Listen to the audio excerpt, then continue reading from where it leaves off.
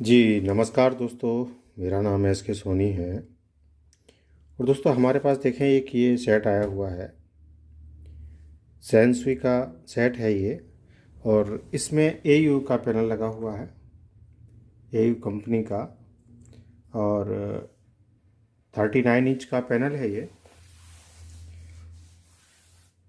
इस सेट में no picture का प्रॉब्लम है। ब्लैंक स्क्रीन है, कोई पिक्चर नहीं आ रही है। मेन बोर्ड इसका प्रॉपर तरीके से काम कर रहा है। जो प्रॉब्लम है वो पैनल में है।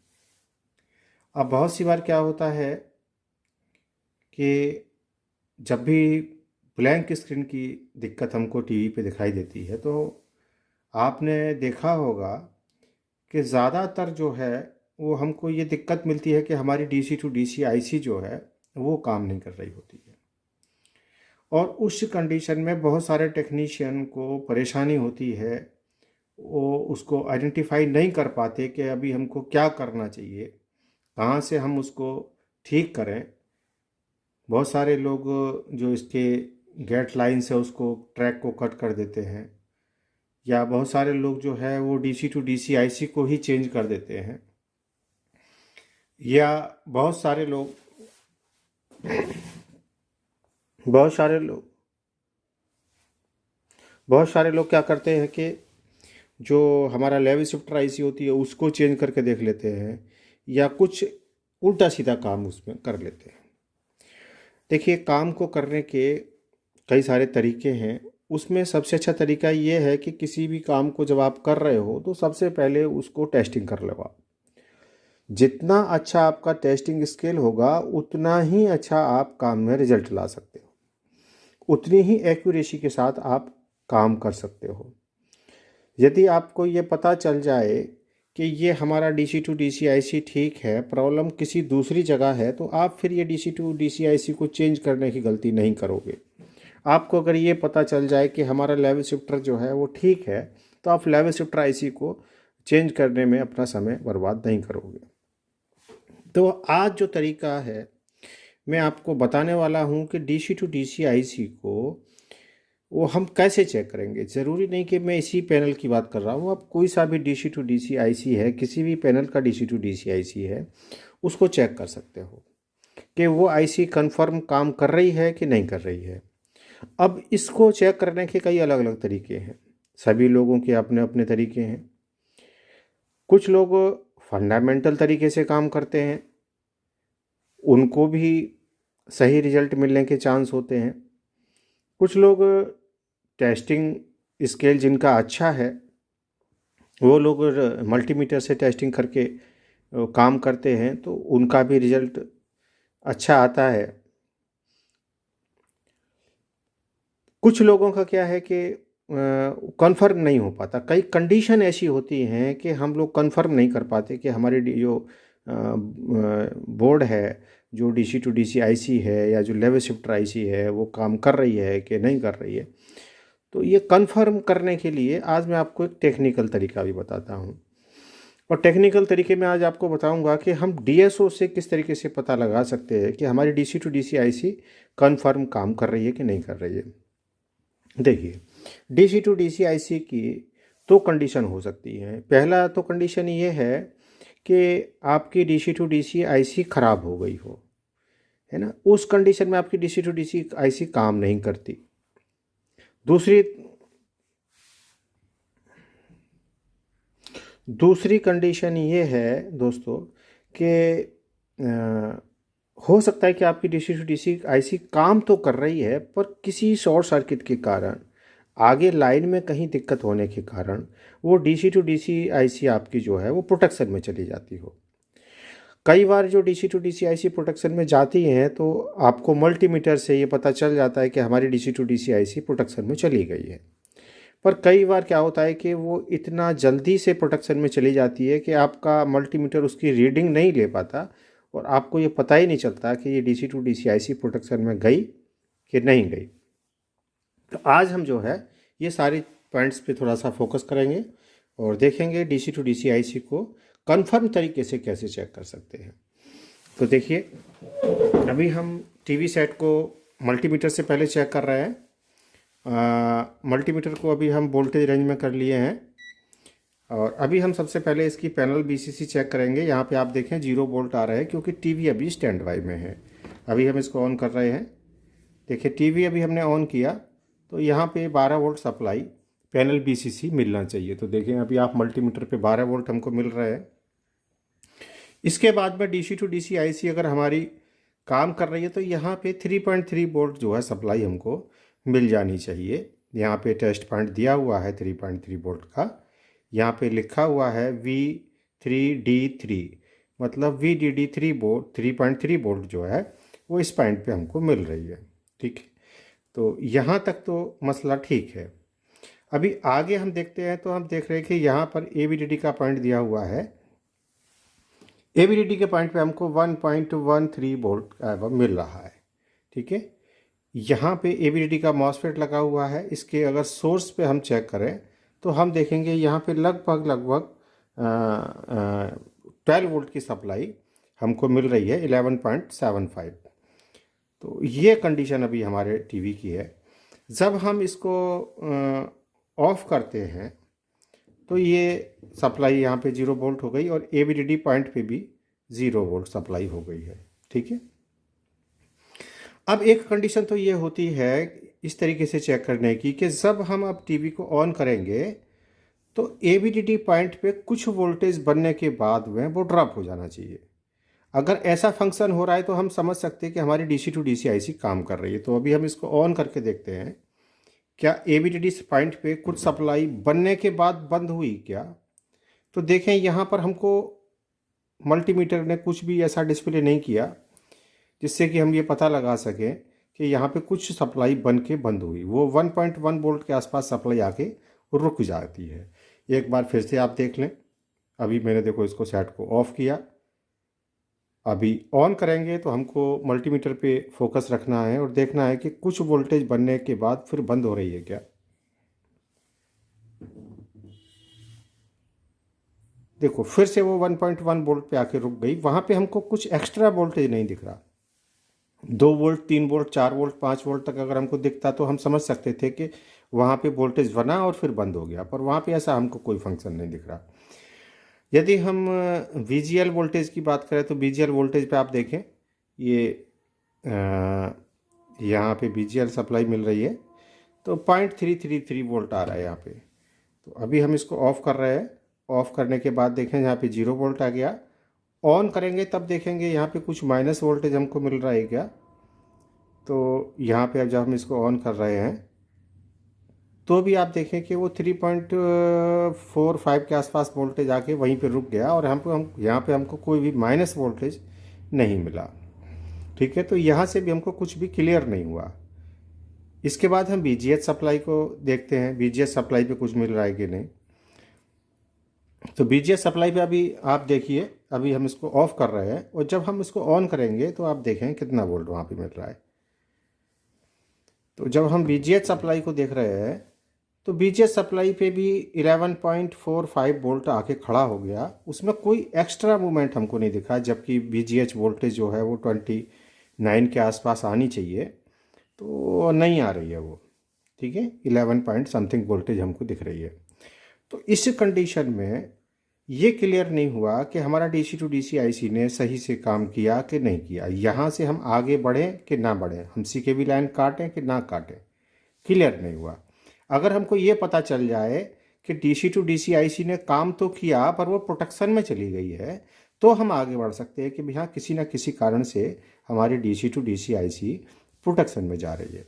ठीक है, इसको कंफर्म करने के लिए क्या है कि हम DSO का यूज़ करेंगे। DSO का यूज़ करके हम इस चीज़ का पता लगा सकते हैं आराम से। तो देखो अभी हमने DSO ऑन किया।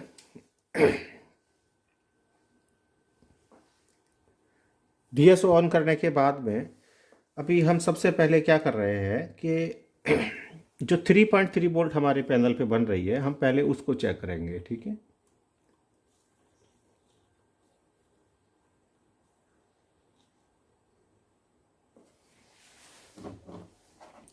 तो 3.3 वोल्ट की जो switching pulse DC to DC IC से निकल रही है हम वो देखेंगे, वो यहाँ पे हमको दिख रही है कि नहीं। तो यहाँ पे आप देखें कि ये स्विचिंग पल्स हमको सही दिख रही है। यहाँ पे इस तरीके की जो PWM फ्रिक्वेंसी है वो हमको यहाँ पे दिख रही है, ठीक है। और इसको अगर हम मेज़र करना चाहें तो मेज़र भी कर सकते हैं। यहाँ पर ये 770 किलोहर्ट्ज़ की फ्रिक्वेंसी है, ठीक है। और यहाँ पे इस तरीके की जो PWM फ्रिक्वेंसी हमको क्लियर शो हो रही है और कंटिन्यू वे में ये फ्रिक्वेंसी आ रही है। पर अगर हम AVDD वाले स्विचिंग की बात करें कि AVDD पॉइंट पे वहाँ पे स्विचिंग है कि नहीं है, तो यहाँ पे हम देखें तो यहाँ पे हमको कोई भी स्विचिंग नहीं मिल रही है। यहाँ पे एक सीधा लाइन हमको दिखाई दे रही है जो कि इसका अगर वोल्टेज लेवल अगर हम देखें तो लगभग 12 वोल्ट की ये सप्लाई है। 5 वोल्ट पर डिवीज़न पे हमने अभी अपना DSO को सेट किया हुआ है। तो यहाँ पे हम कुछ भी क्लियर नहीं हो पा रहा है कि अभी हमारा DC to DC IC काम कर रहा है कि नहीं कर रहा है। तो हम इसको एक बार ऑफ़ करके और TV सेट को दोबारा ऑन करके देखेंगे। जैसे ही हमने ऑफ़ किया ये 0 वोल्ट लेवल पे आ गया, ठीक है। अब हम इसको ऑन करेंगे तो हमको यहाँ पे कुछ फ्रिक्वेंसी दिखना चाहिए, और फ्रिक्वेंसी अगर ये प्रोटेक्शन में जा रही है IC तो फ्रिक्वेंसी के बाद में फिर वो हमको सीधी लाइन दिखनी चाहिए, पर कुछ देर के लिए तो वहाँ पे स्विचिंग होना चाहिए। पर ये हमको अभी यहाँ पे देखने की कोशिश करेंगे हम। तो इसको हम ऑन करेंगे। ऑन करते समय हम यहाँ पे देखेंगे क्या हमको यहाँ पे कुछ स्विचिंग दिखा। तो अभी देखो हम इसको ऑन कर रहे हैं तो देखा अभी हमने कि यहाँ पे हमको कुछ स्विचिंग नहीं दिखा, मतलब हम इसको कैप्चर नहीं कर पा रहे हैं। तो हम क्या करेंगे, इसके जो टाइम पीरियड है उसको चेंज करके देखते हैं।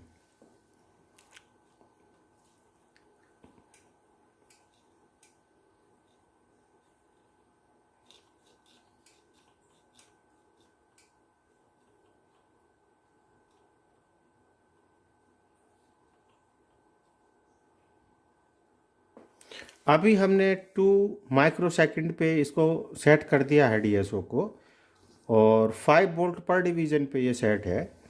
अब हम इसको एक बार ऑन ऑफ करके देखेंगे, ठीक है। तो हम देखेंगे कि यहाँ पे हमको कुछ फ्रिक्वेंसी दिखा कि नहीं दिखा। तो अभी देखें, अभी इसको हम ऑन कर रहे हैं तो देखें हमको यहाँ पर फिर भी कुछ भी ऐसा कैप्चर नहीं हम कर पाए। कुछ दिखा तो था हमको पर हम इसको कैप्चर नहीं कर पाए। देखो अभी हम दोबारा देख रहे हैं तो अभी देखो दोबारा से हम इसको ऑफ़ कर दिए हैं। अभी ऑन करेंगे तो फिर से हम डिस्प्ले पे ध्यान देंगे तो ऑन किया तो यहाँ पे कुछ तो यहाँ पे दिखा था पर हम उसको सही से देख नहीं पाए। तो अभी हम DSO का एक स्पेशल फंक्शन जो है वो यूज़ करेंगे, जिसको कि हम यहाँ से निकालेंगे, मोड चेंज करेंगे इसका, सिंगल मोड पे जाएंगे और सिंगल मोड पे जाके हम इसको अभी हम टीवी को ऑफ़ करेंगे। टीवी देखो अभी हमने ऑफ़ कर दिया, और ऑफ़ करने के बाद अभी हम इसको दोबारा से ऑन करेंगे और यहाँ पर उस फ्रिक्वेंसी को कैप्चर करने की कोशिश करेंगे। इसके पैरामीटर को अभी हमने नहीं छेड़ा है। ये 5 वोल्ट पर डिवीज़न एंड 2 माइक्रोसेकंड पे अभी हमने इसको सेट किया हुआ है। और अभी हम टीवी को ऑन करेंगे।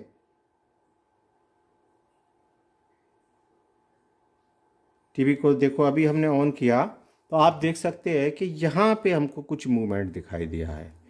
ये कुछ मूवमेंट हमको यहाँ पे दिख रहा है।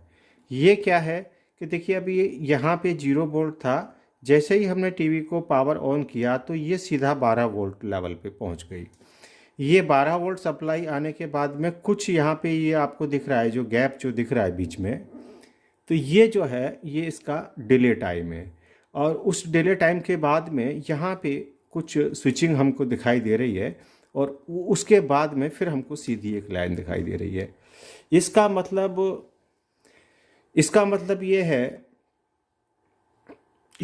ये है कि कुछ समय के लिए यहाँ पे स्विचिंग हुआ था और कुछ समय स्विचिंग होने के बाद में फिर ये हमारी IC जो है प्रोटेक्शन में चली गई है।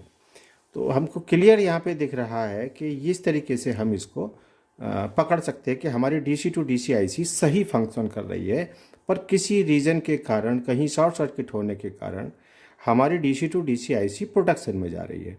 एक बार मैं फिर से आपको इसको चेक करके दिखा देता हूँ। टीवी को हम ऑफ़ करेंगे। टीवी में देखो रेड इंडिकेटर आ गया। अभी हम इसको ऑन करेंगे तो उस समय यहाँ पे वो मूवमेंट जो है, हमको स्विचिंग मूवमेंट जो है दिखना चाहिए। और ये जो हम स्विचिंग मूवमेंट चेक कर रहे हैं, ये ABDD वाली जो स्विचिंग नोड है IC की, वहाँ पे हम चेक कर रहे हैं। ये देखें, इस तरीके से हमारा जो स्विचिंग पल्स है दिखता है। ठीक है, एक बार आप यहाँ पे भी देख लें, ये जो कॉइल लगी है, इस कॉइल के और इस डायोड के बीच में हम इसको चेक कर रहे हैं यहाँ पर। ठीक है, अभी देखो एक बार फिर से मैंने इसको रीसेट कर दिया है और अभी हम दोबारा से देखेंगे, आप ध्यान से देखिएगा वहाँ पे। तो ये अभी हमने ऑन किया, जैसे ही ऑन किया तो देखो यहाँ पे ये कुछ 12 वोल्ट आया और फिर यहाँ पे कुछ स्विचिंग हुआ। स्विचिंग होने के बाद मतलब इतनी ही समय के लिए बस ये IC की स्विचिंग हुई, इसके बाद में IC प्रोटेक्शन में चली गई। तो अभी हम ये कंफर्म हो गए हैं कि हमारी DC to DC IC सही काम कर रही है, स्विचिंग कर रही है, पर किसी ना किसी रीज़न से हमारा जो DC to DC IC है वो प्रोटेक्शन में जा रही है। अब हमको ये देखना है कि भी आगे कहाँ पे क्या दिक्कत है। तो इस तरीके से हम कंफर्म ये पता लगा सकते हैं कि हमारी DC to DC IC ठीक है। अब हम DC to DC IC को चेंज नहीं करेंगे, अब हम इसके जो अदर कंपोनेंट्स हैं इसके आसपास लगे हुए उनको चेक करेंगे, लेवल शिफ्टर को चेक करेंगे, या इसके गेट लाइंस में अगर प्रॉब्लम है तो उसको चेक करेंगे। तो ये एक एक्स्ट्रा काम अब हम कर सकते हैं। मतलब अब यहाँ पे हमारा कन्फ्यूज़न जो था वो ख़त्म हो गया। तो दोस्तों, आज ये छोटा सा एक वीडियो मैंने आपको दिया DC to DC IC को समझने के लिए। उम्मीद करता हूँ आपको ये काफ़ी अच्छा लगेगा वीडियो, और आप लोग जो है चैनल को सब्सक्राइब करें और वीडियो को शेयर करते रहें। और ऐसे ही बहुत सारे वीडियो पैनल के ऊपर, मेन बोर्ड के ऊपर, डिस्प्ले के ऊपर, ये मैं आपको देने वाला हूँ। सॉफ्टवेयर के ऊपर भी आपको वीडियो मिलेंगे। तो आप लोग जो है चैनल्स को सब्सक्राइब कर लें और लाइक करें, शेयर करें। और अगर आपको वीडियो अच्छा लगा है तो कमेंट बॉक्स में आप नीचे कमेंट भी कर सकते हैं। थैंक यू दोस्तों, गुड नाइट, शुभ रात्रि।